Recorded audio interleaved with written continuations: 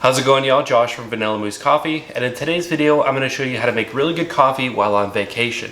Now obviously I would encourage you to try out local coffee shops wherever you are, but if you're somewhere 5 to 7 days or more, it may not be feasible to go out every single morning.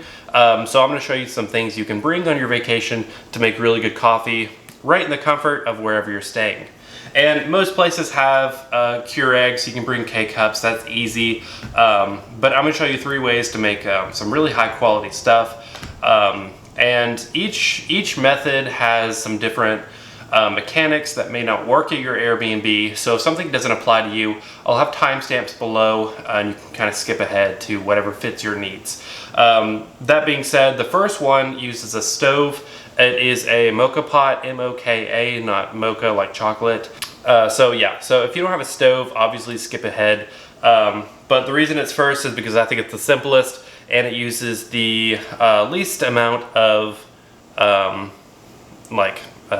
devices, items, if that's the word. So let me grab it real quick.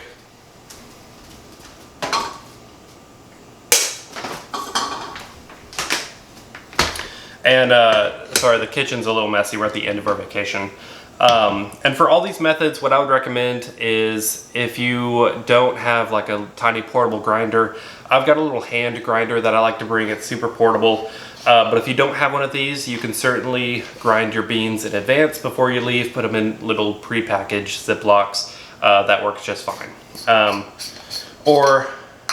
Well, I'm not gonna say that. I was gonna say you can buy pre-ground coffee. But all these require different grind sizes. Like this one, the Moka Pot, is a bit finer, so it wouldn't be your standard grind size. So the Moka Pot, the reason I like it best for vacation, because it's literally just this. The water goes in the bottom, beans in the middle, and it produces the coffee on the top, so it's all really self-contained. The only caveat is you need a stove. So I'm gonna show you how to use it. Let me fill my hand grinder with beans and then we can get started. Now, I'm making a mess. So that'll happen with a hand grinder. It's kind of unless you have a funnel, it's kind of hard to get them all in here. And mine holds about 16 grams, so I don't need to weigh it or anything. I just know filling to the top is 16, so it's perfectly portioned. But yeah, so the Moka Pot, you can grab one of these on Amazon. They're pretty cheap. This is like a medium-sized one. I think we got it for maybe $12. If I could do it over, I'd probably get a bigger one because the yield is not as much as I'd like. But I mean, it is what it is. It's small and portable for packing on vacation.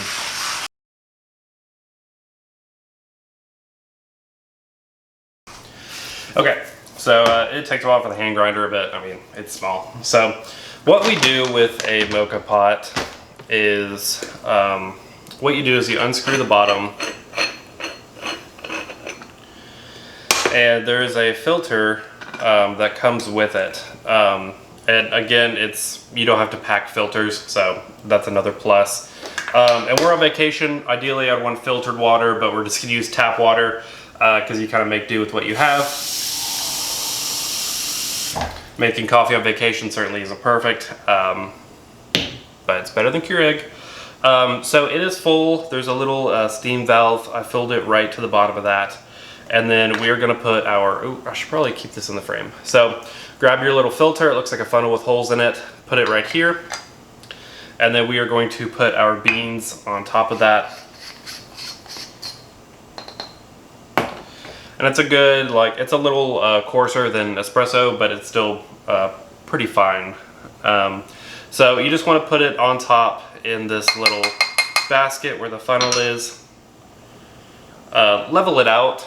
If you can see here, it's not focusing, but level it out, but don't tamp it. If you tamp it, it'll prevent the water from going through properly. And then take the top and screw it on.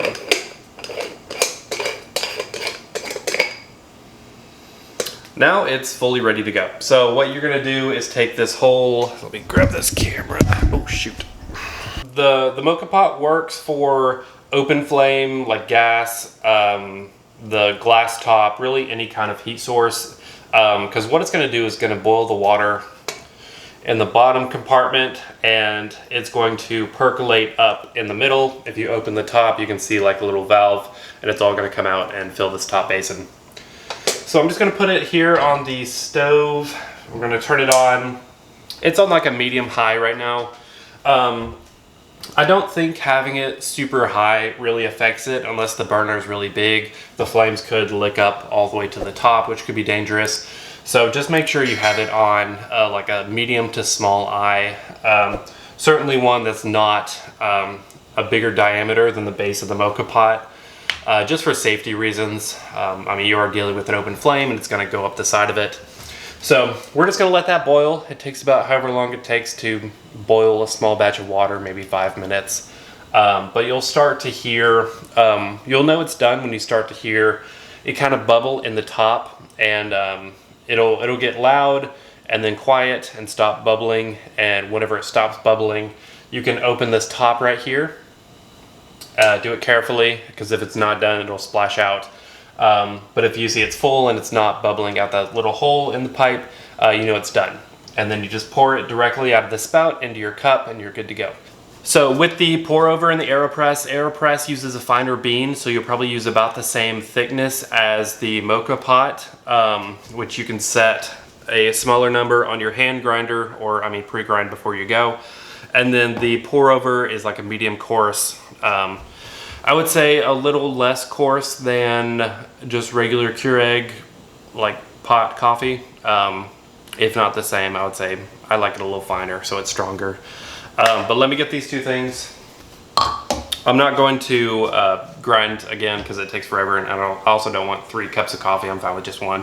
So these ones take more components. That's the word, I couldn't remember that earlier. More components, because what you're going to need is the pour over device. If you have a Hario, it goes on top of a mug. If you have a Chemex, it's all one thing.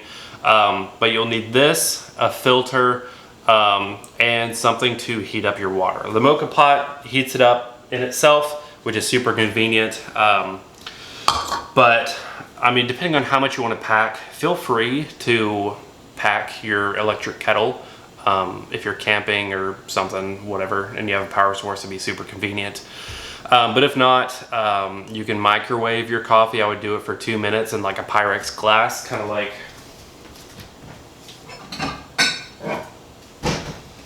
of something like this, just a microwave safe thing where you can measure. That way you can get your ratios correct, even though you're just microwaving it. And then, I mean, this thing does have a little spout, so you can do the pour. It's, again, not ideal, but you make do with what you can do. So if you don't have an electric kettle, just microwave it and you're fine. Just make sure it's bubbling, so it's up to at least like 195, 200 degrees. And you'll kind of know that based on the level of bubbles in your microwaved water. These two things also need filters, and so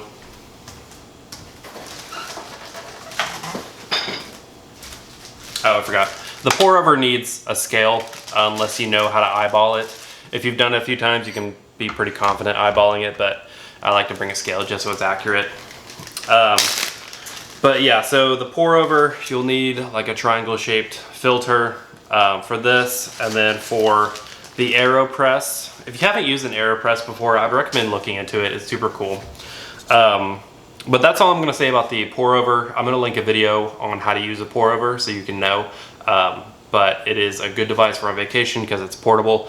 You just need a bit more things than the Moka Pot.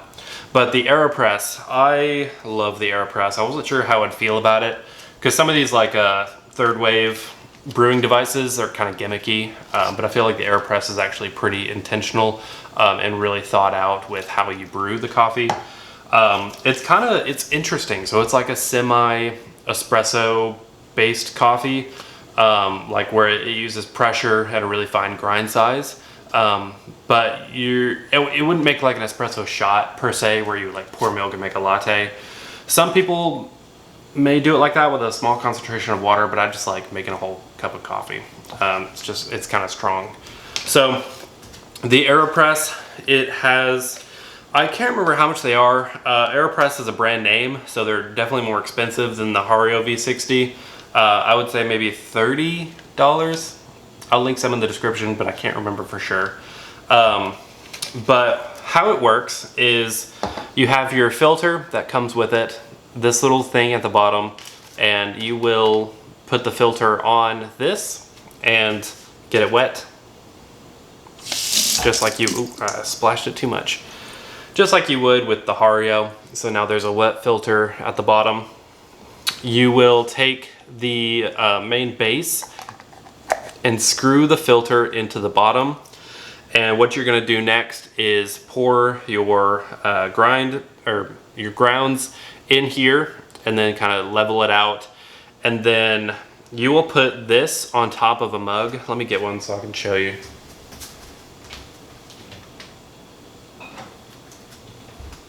Okay, so you put it on the mug directly like this. You don't need a scale or anything because it's all pretty self-contained. Oh, it's starting to boil, so that would be, yeah, about 5 minutes.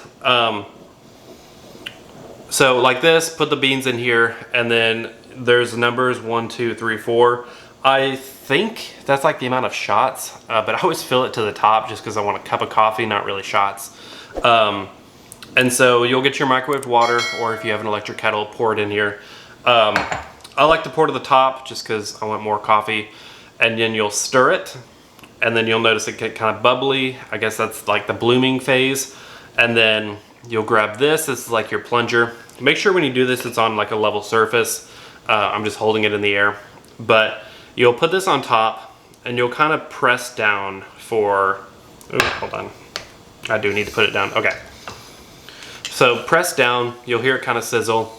Be careful if you stirred too aggressively and your filter got shifted, whenever you press, it'll splash back at you and burn you. I've had that happen to me twice, so you just kind of learn how to be careful with it. But yeah, so press until it goes all the way to the bottom. You hear it kind of like sizzle. And then take it off. Unscrew it, you'll have your puck in here, or if it's stuck in here, just push this all the way through and it'll come out. See, like the filter, there'll be some beans on top of it, and you're good to go. So then you'll have some coffee in your cup. Again, the yield is a bit less with this one, so I like to microwave more water. I should probably get that off the stove.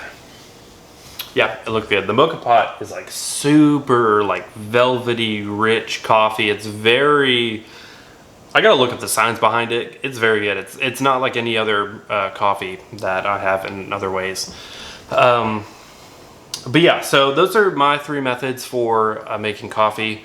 If you have any questions, let me know. I didn't know how like in depth to go about the brewing methods, because if you already know how to use it, or if you already have them, you may know how to use it, so it's kind of repetitive. But yeah, some tricks if you don't have certain things is just microwave water in a Pyrex. If you don't have a scale, just kind of learn how to eyeball it. And if you really want the ideal like lack of equipment that you have to bring, the Moka Pot is the best if you have a stovetop. So I hope this video was informational. I'm just kind of rambling, but yeah, I hope you liked it. And if you did, subscribe, leave a thumbs up, and I will see you in the next video. Thanks for watching.